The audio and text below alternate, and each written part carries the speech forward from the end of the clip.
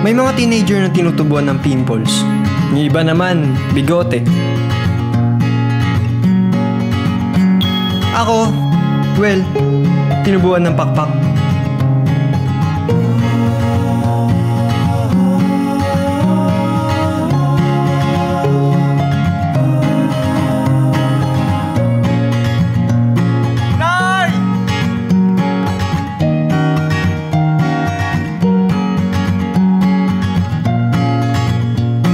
Buti na lang understanding ang magulang ko. Hindi sila masyado nabigla.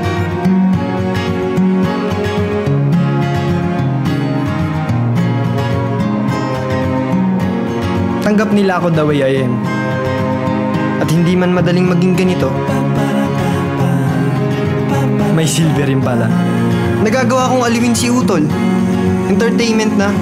Ventilador pa.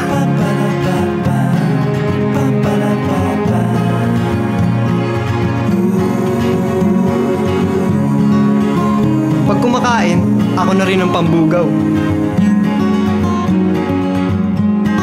Useful pati pag inabutan kami ng ulan. Tapos, well, tipid pa sa pamasahe. At kahit wala po akong lisensya, kung may emergency, walang ambulance na bibilis pa sa akin. At bago pa po ninyo maitanong, hindi po ako angel.